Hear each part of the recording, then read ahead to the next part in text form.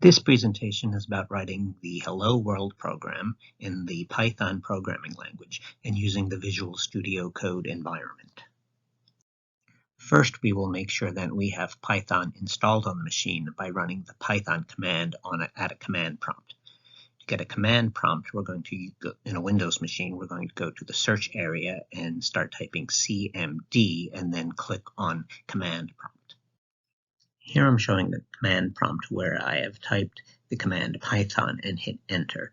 That moves me into a space indicated by the 3 greater than symbols, sort of halfway down on the prompt window, where I can now type Python code such as print, open parentheses, open quote, hello world, close quote, close parenthesis. And then if I hit enter, then that gets interpreted in Python and prints out the words hello world.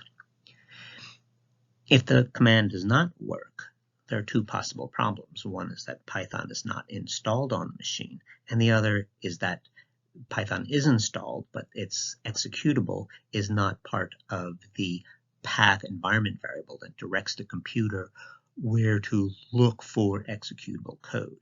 For me, it is installed and is in the path. It's in that Anaconda folder. I'm going to use Visual Studio Code as my environment for writing Python programs. Visual Studio Code was already installed on the computer I'm at, but I want to find it. So I go to the search bar in a Windows machine and start typing Visual Studio Code, and then when it sort of pops up, I will click on the icon to open Visual Studio Code. To start writing a program in Visual Studio Code, we are going to go on the menu to File, New File, or Ctrl+N, and create a new file. In this case, it was called untitled1, probably .txt, though the extension's not showing. Next, we will go to the menu File and choose Save As and rename the file and give it a .py extension so that the program will know that it is a Python program. Because of the .py extension I gave the file, Visual Studio Code understands that I want to write a Python program, but it also knows that it is not yet set up to write a Python program, so it wants me to install the Python extension so that it will, from now on, understand Python code. So you see that down there, the prompt, do you want to install the recommended extensions for Python? And I can click on the blue install. As a result, Visual Studio Code opened up the extensions area and installed the standard Python extension. An alternative, in case you missed the prompt, is to go to the extensions area, so that is on the left-hand side down in the middle, and click on those sort of squares. That's the extension. That's going to open your sort of extensions area, and then there's a search bar at the top, so you can search for different kinds of extensions. We want Python extensions, so you type in Python and hit enter, then it searches a bunch of extensions. You see there are many extensions related to Python, and usually with the more prominent ones sort of listed at the top, and then you can click on the blue install if you want to install them. I had already installed it from the prompt, the previous prompt, but if I had not, then it would have said install, and I could have installed it here.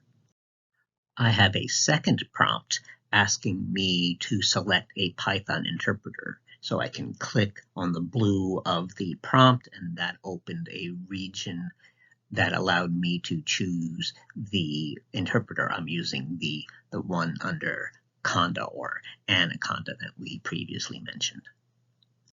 If you had missed that prompt, then another approach is to go to View Command Palette, Ctrl+Shift+P, and start typing what you're looking for. We're looking for something within Python, so we start off with Python : and then we wanted to select an interpreter. So start typing Python : select interpreter, and then you will find that option and click on it, and then you will find the option. Again, we're using the Anaconda here. With the Python extension installed and the Python interpreter selected, we are now ready to write our very simple Python program. So we're going to type the simple Python command of print, open parenthesis, open quote, hello world, close quote, close parenthesis, that is our whole program, and then we're going to save it, which we can do as File/Save on the menu or Ctrl+S. When it was not saved, there was this blue 1 you see over there in the upper left, and if I mouse over that, you can see then it is indicating that the file was unsaved. With the program saved, I can click on the green arrow in the upper right, which is going to run the program, the Python program, in a terminal. So if I don't have a terminal open, it will open that terminal and then run the program. So you can see down there, ultimately, the hello world printed by the program. I noticed then I had another blue indicator, this time in the lower left, and this one, when I mouse over and asked what it wanted to install some updates. I happened to be at this time in the student lab, and I don't think I had permissions to do any such installing, so I sort of ignored this blue one, but it will, if you're in your own environment, you might want to sort of follow up on these things.